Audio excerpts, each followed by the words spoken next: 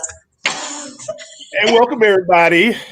You are here to the 60th edition of the EGlaze Chronicles, and I am your host, EGlaze, Emmanuel, for all those who don't know. But for those who do know, welcome. We have healthy conversations live on the OTB LLC network, and today I am honored to have a two-time guest. And last time I talked to her, she didn't have a book, but now she's added the word author to her name. She's the CEO of the World Training Institute.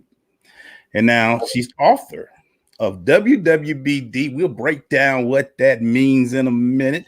But please join me in welcoming Dawn Marie Morris. Hi, Dawn.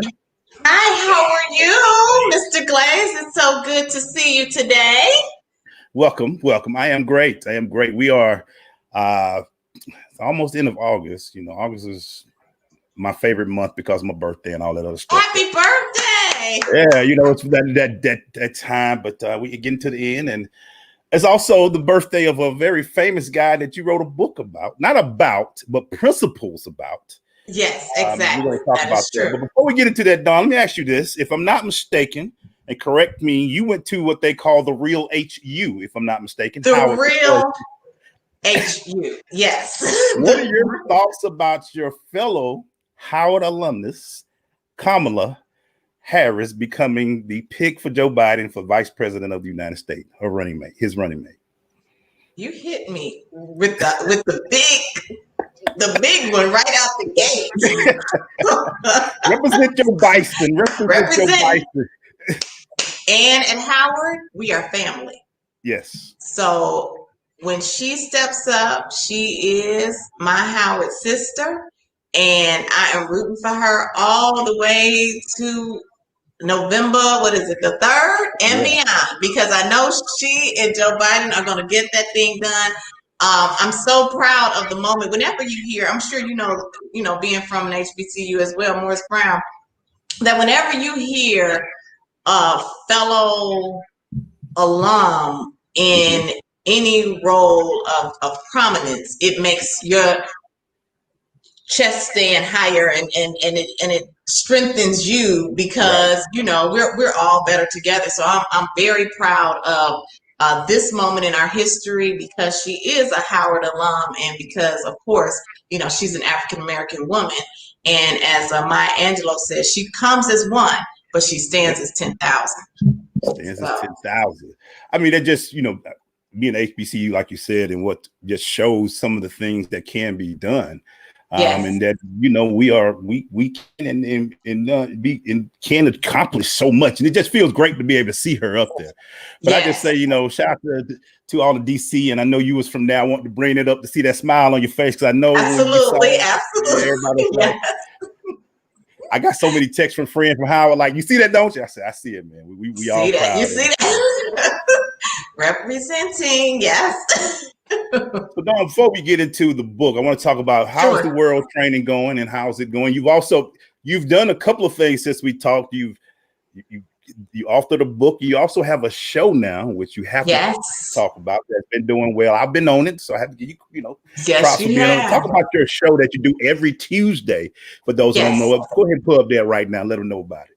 Absolutely. Thank you for that. So yes, the Leadership Live was born out of my time that I spent with you the first time, actually, on the EGlaze Chronicles. And it is a weekly show that we do that focuses on highlighting different people in leadership, and it provides tools for the viewers on how to lead themselves, how to lead others, and then it also provides some motivation and inspiration, because we have great people who have started companies like yourself, and we have other people who are in executive levels in leadership. So people can not only get great tools on how to lead themselves and others, but also kind of be inspired to get to certain levels in life as well from viewing it.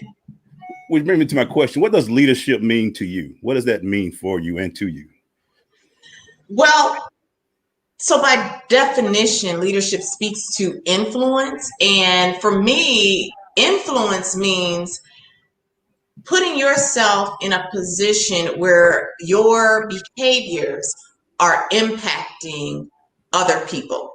And so influence can be negative and influence can be positive, because, you know, we have some leaders that we know about who are influential, but some of that influence is leading folks to do things that are negative. So when you're thinking about leadership, it's a very powerful tool, because every day we have an opportunity to influence the behaviors of others by what they see us do. And so that's my my kind of global definition of what it means to be in leadership. I think it's interesting you bring that up, because we are seeing, like you said, how leadership can affect you both positively and negatively in different ways. And it's so important today. And you're seeing this now. What are you hearing from leaders, from who you're speaking to, and some of the people that you are training, about how during this time, the pandemic, leadership is important, how important it has been for good leaders to be in those roles when people are needing them the most? Yes. So what I'm hearing is kind of in line with what you and I had talked about when the pandemic first started. Right. It is becoming so important. In fact, I just talked to a friend of mine who's president of a university, an HBCU in Virginia. I won't say because, you know, but at any rate, he was talking about how they have had to shift and adjust, and they're making kind of decisions on, I won't say the fly, but as conditions are dictating. So it's extremely important for leaders to preach adaptability, and it's extremely important for leaders within their own minds to know, you know what, I can write a plan, I can draft a strategy, but depending on the environment, both socially and culturally, I may have to make a change on the fly, and I may have to adapt myself and then adapt my team, help my team to adapt so that we can achieve objectives ultimately. That's a great point. That's good to say, because we have seen it in motion at a lot of companies and a lot of businesses, and a lot of, just not even from that, from nonprofits and things of that nature happening. But let's go ahead and talk about one of the big things you've accomplished in 2020, and I'm gonna put up a little screenshot real quick. Oh, okay. Look at this book right here. One of my favorite leaders, Barack Obama, and his book is called WWBD. What would Barack do? Yes. And Don Marie Morris. Don, let's talk about it. Whether this concept, well, first, tell us what was the book mainly about, and what's its main principles within the book. Sure. So I'm going to actually pull my copy out as well. So WWBD is, thank you. So subtitle is Inspiring Presidential Tools for the Leader in You. So the core concept of the book is to provide individuals with principles from how President Obama led himself and led his presidency during his time in office. And so I drew out 10 core things that I noticed during his presidency and tied them to specific events during his term and even prior to his term, and aligned them to how people can then use what he did to say, you know what, if I am addressed with somebody who's unprofessional, what would Barack do? If I'm put in a place where I don't know how I'm going to accomplish this goal, but I know that what I'm doing right now is not working effectively and we need to do something different, what would Barack do? So the concept is to kind of have that thought process, because he did some amazing things. And I say, even in the book, we can choose to agree or disagree with some of the policies, but there are some things that he did fundamentally as a leader to bring people together that we all can benefit from and we all can use in our leadership walk. So there are 10 core principles in the book. What was some of the, let me just ask you this, what were some of the things that are, you know, because we want y'all to go buy the book, so we're going to tell you everything that's in it. But just what are some of the big things that he did during his term that just related to you about leadership, and, you know, and made you just say, man, that's some of the things that we all should try to put into place. You ain't got to give us all of it, but just give us a little taste of some things that you kind of like. Sure. We need to know about that.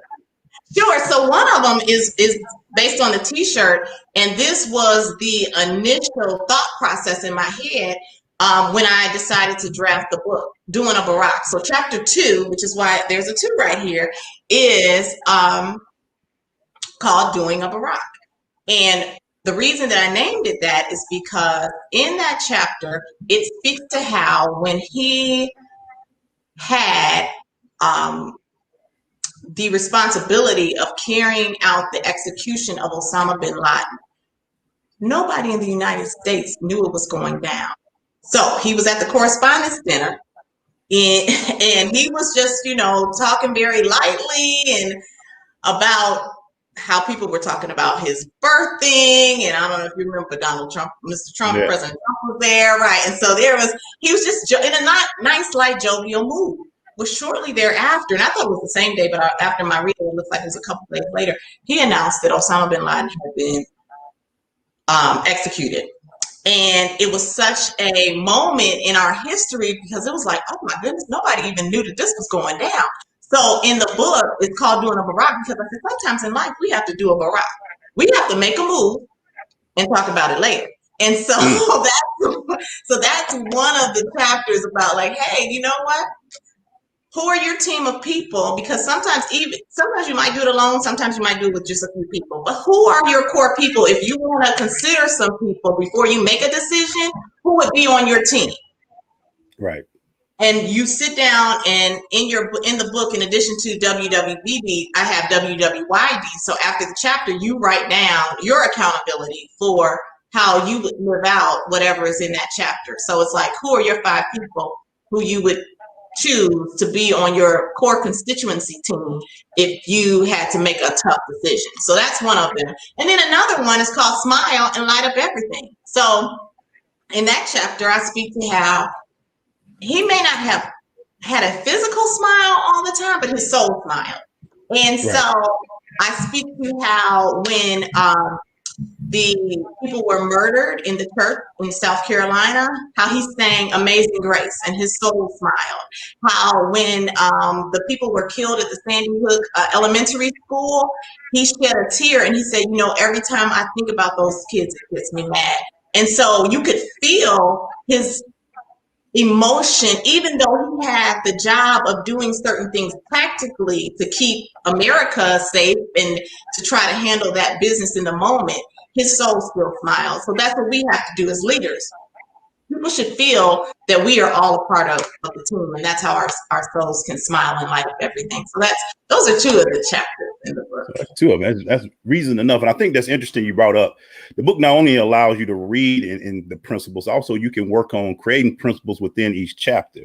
How important was that a main thing that you wanted to do, to also include that piece of homework that people take with them so they can just not only read a piece, but you can also create a piece as well while you're reading it? Absolutely. And that's a trainer in me. So it's like, so we can create a moment or we can create a transformation. And I've even gotten feedback that the WWYD pieces have been huge because people have sat down and they said, you know what, because before you even get to what you write down, there's a little extra context around what the assignment is. So I've gotten great feedback that, that piece is really helpful for transforming how folks are thinking. So that was going to be my next thing. The book has been out. I think we're going on over a month or 2 months, right? You've been seeing you've done a few. You coming into people's city and not saying that, but you've done a few book tours and things like that. How has it been received? And what are you hearing back? You talked a little bit about what you're hearing, but how's it been received? I heard you selling out and things like that. So what's been going on? Talk to us about the reception of the book. So the book was in my spirit for like 3 years when President Obama first left office. So I guess 4 years now. But it wasn't time, obviously. And when COVID hit, I decided to sit down and start writing. And I'm so glad I did because it has been so well received. It's beyond my expectation, really, for how this book has been received. It's now on several online platforms. It's in several stores, bookstores. So, it's been an amazing reaction. And I'm just so blessed to have been kind of given the vision and then been given the opportunity to carry it out. What's the biggest thing that you've learned about yourself through creating this book?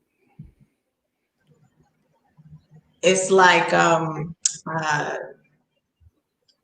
Nelson Mandela says, anything is impossible until it's done. And so that's what I learned. You put your mind to it, you can get it done. Because I didn't even know when I started writing it how it was going to get published. I just was like, okay, I'm going to start writing. I'm going to block out my calendar and start writing. I saw somebody on Facebook, Adrian, who's going to be on my show tomorrow. And I saw she had just published a book. I said, Adrian, I need you to help me. Can you help me publish this book? And she jumped right on board and got it done. So the other thing is about that faith walk.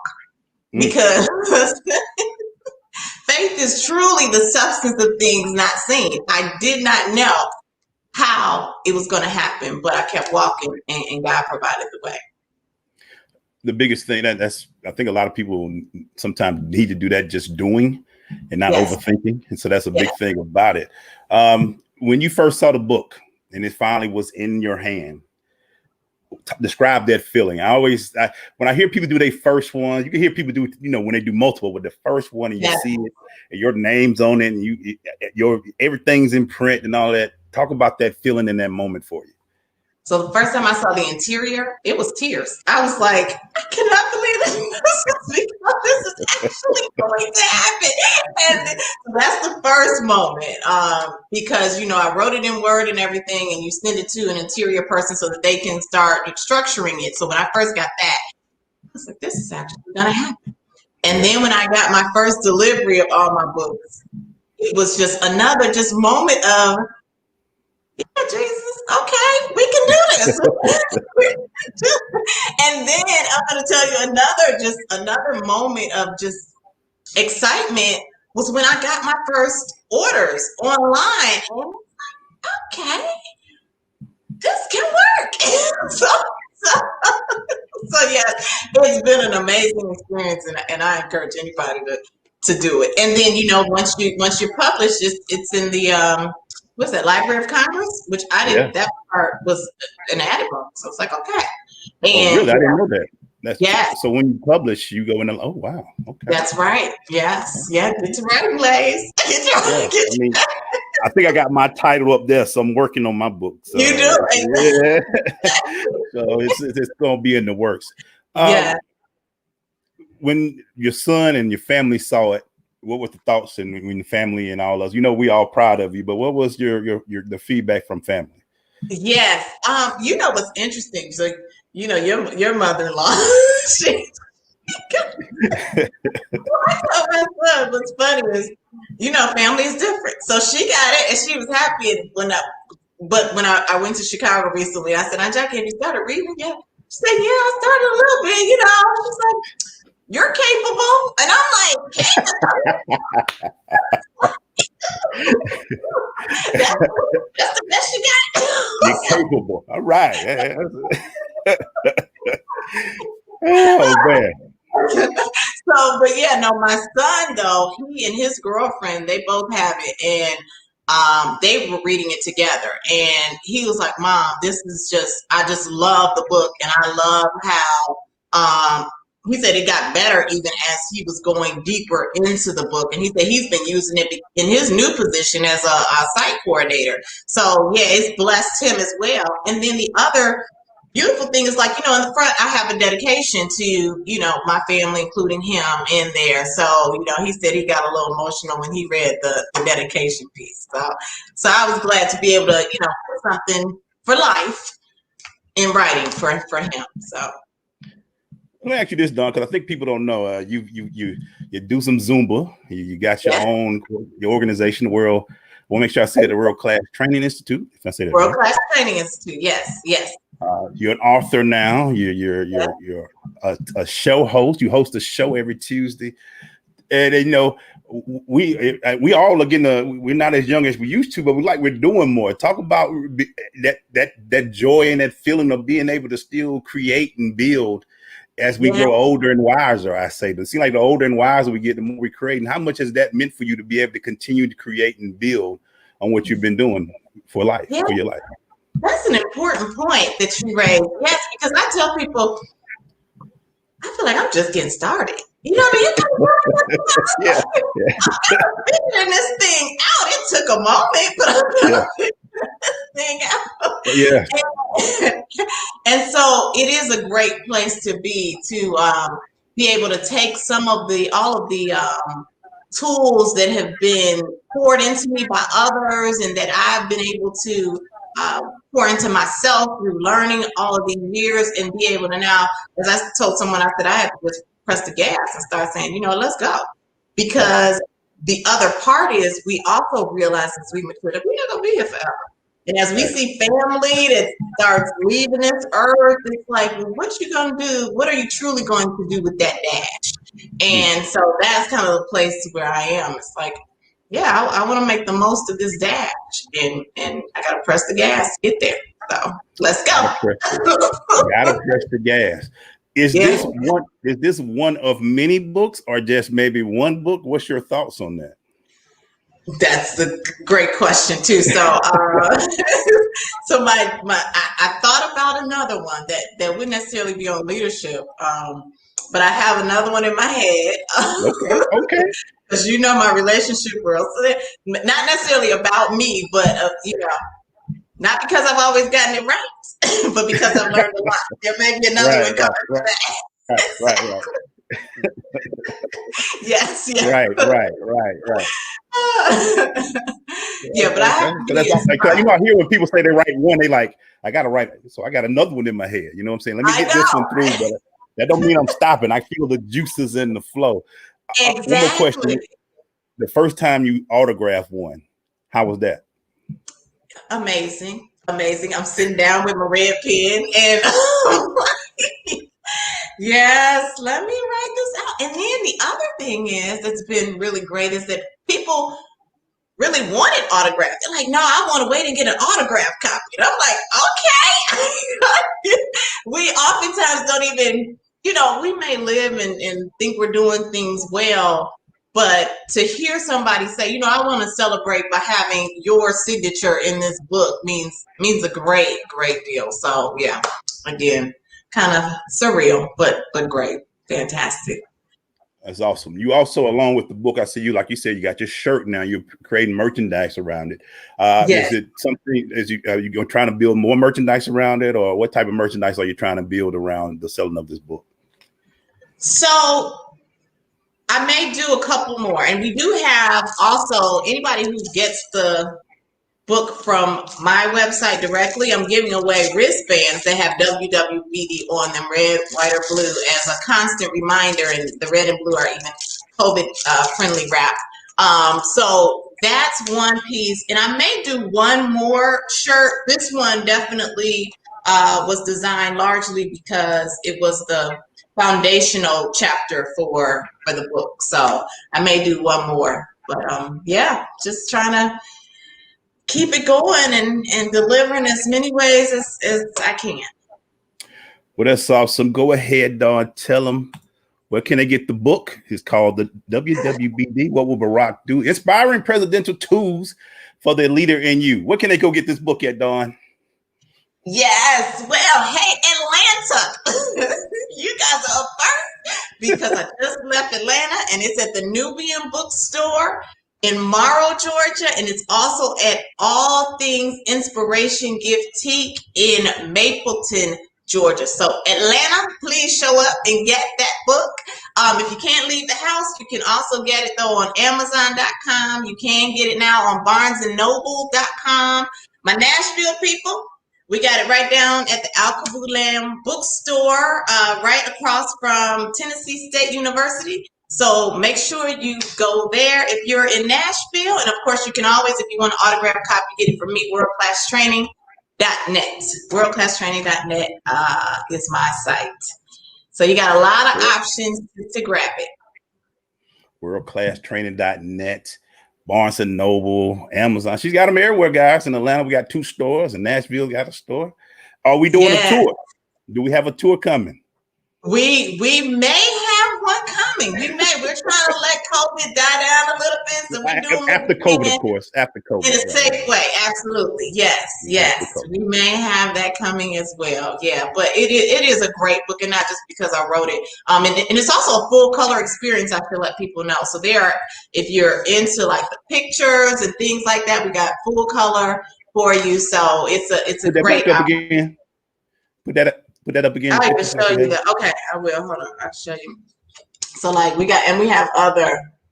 Try to show you. So, and then at the very back we have several pictures and quotes from Mr. Obama come at the beginning of every chapter, as well as at the very, very end of the book. It has you probably can't see that very well, but it has all the tips at the very end. So, and I'm going to even say this, I'm going to do a little HSN on us, if you don't mind. So the other thing, I intentionally designed it in a small format because I wanted people to be able to carry it with you. You can put it, if you have, young people may have the little small backpack, you can carry your thing right with you. You can leave it on your desk. It's not, because I've had several leadership books that are so big and bulky that in the moment, I may not be able to use it, but I purposely wanted WWBD to be small so that people could take it anywhere they go and be reminded what will Barack do.